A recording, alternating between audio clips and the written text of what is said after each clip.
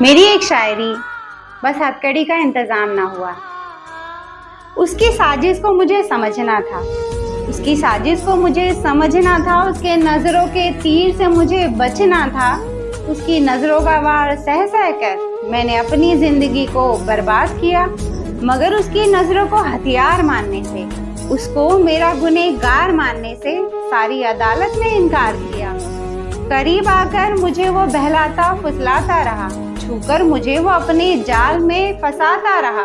उसने मेरे दिल को झटके हजार दिए, उसने मेरे दिल को झटके हजार दिए, बस पूरी तरह से मेरी जान ना लिए। मेरी तकलीफ को सुनने से पहले, उसको मेरा कसूरवार मानने से पहले सारे थानेदारों ने रपट लिखने से भी इनकार किया। उसके बातें वादों पर मुझे एतबार की मुहर न लगाना था, जो भी वो कहता था सब सच न मान जाना था। उसने मेरी जिंदगी साथ बहुत खिलवाड़ किया। मेरी गुहार खत्म होने से पहले, मेरी गुहार खत्म होने से पहले, उसको मेरा मुजरिम मानने से पहले सारे वकीलों ने उसे सारी दफाओं से आज़ाद किया। गुनाह है गुनहगार भी, बस हथकड़ी का इंतज़ाम ना हुआ। मेरी नींदों पर मुझे उसका पहरा ना लगवाना था, मेरी नींदों पर मुझे उसका पहरा ना लगवाना था। उसके समय से खुद को सुलाना ना जगाना था। रोज़ मेरे सपनों में आकर उसने मुझे बहुत परेशान किया, मगर मुझे इंसाफ मिलने से पहले, मेरे दिल का चोर उसे मारने से पहले सारे जज ने अनसुनी मेरी फरियाद किया।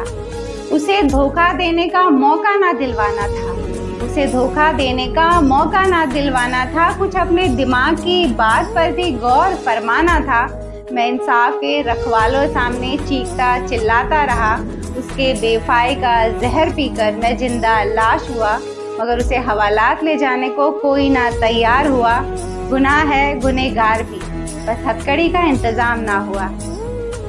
Thank you so much. आप सब ने अपना कीमती वक्त देकर मेरी कविता को सुना। थैंक यू कहना मेरा बनता है।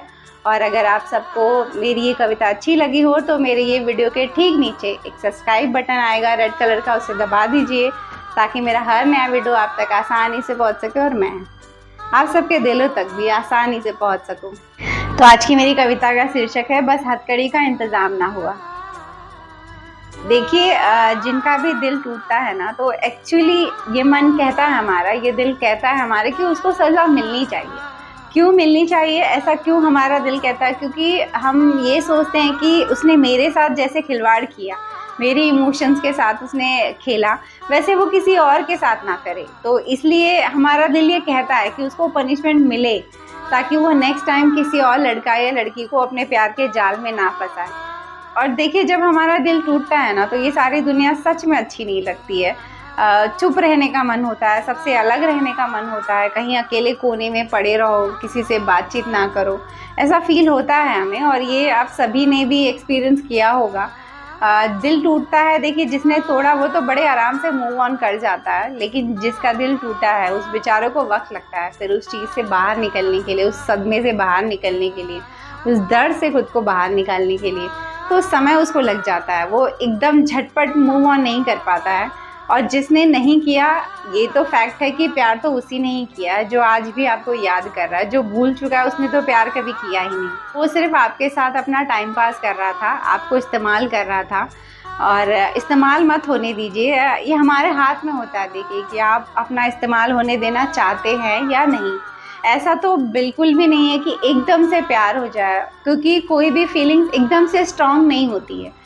उसको धीरे धीरे स्ट्रॉन्ग बनाने के लिए हम टाइम देते हैं, हमारी ये चॉइस होती है। देखिए, आपको कोई इंसान अगर अच्छा लगता है तो आपको पहले ये पता चल जाता है कि हाँ, ये इंसान मुझे अच्छा लग रहा है। अगर आप उसके साथ बहुत सारा समय बिताने लगेंगे तो धीरे धीरे वो जो अच्छे लगने वाली फीलिंग्स है वो बहुत ज़्यादा स्ट्रॉन्ग हो जाएगी। तो ये हमारी चॉइस है कि पहले उस इंसान को हमें ये जताना नहीं है कि आप मुझे अच्छे लग रहे हो।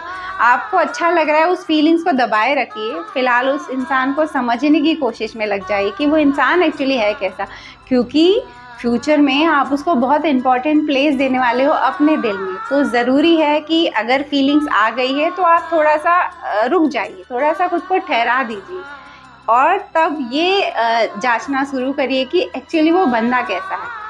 एक्चुअली वो किसी के इमोशंस को समझता है या नहीं, इन बातों पर आप उसे टटोलने की कोशिश करिए। जब आपको भरोसा हो जाए, जब आपको विश्वास हो जाए कि ये मेरा दिल नहीं तोड़ेगा, ऐसी सोच रखता है कि वो लोगों के इमोशंस की कदर करता है, अगर ऐसा बंदा है, तब आप उसके सामने धीरे धीरे अपनी फीलिंग्स को स्ट्रॉन्ग करते जाइए।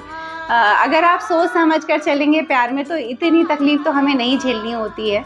और बिना सोचे समझे अगर हम प्यार में पड़ जाएंगे तो ऑब्वियस है कि कोई भी आपके दिल के साथ खिलवाड़ करके या आपका ही इस्तेमाल करके चला जाएगा, फिर तो दुख ऑब्वियसली आपको झेलना ही होगा। तो प्यार वाले इमोशंस को खुद पर हावी होने से पहले इस चीज़ को हमेशा याद रखिए कि आपके हाथ में चॉइस ये होती ही है कि आपको अपना दिल एक अच्छे इंसान के हाथ रखना है या एक बुरे इंसान के हाथ में रखना है जो आपके दिल के टुकड़े करके फेंक दे। ऐसे इंसान को आप पसंद करेंगे तो ये चॉइस हमारे पास होती है। सब कुछ एकदम अचानक तो नहीं होता ना कि अभी मैंने किसी को प्यार किया या दिल दिया अपना, उसने तुरंत तोड़कर फेंक दिया मेरा दिल, ऐसा तो कुछ होता नहीं है। हमारा कर्मा कहाँ से बनता है?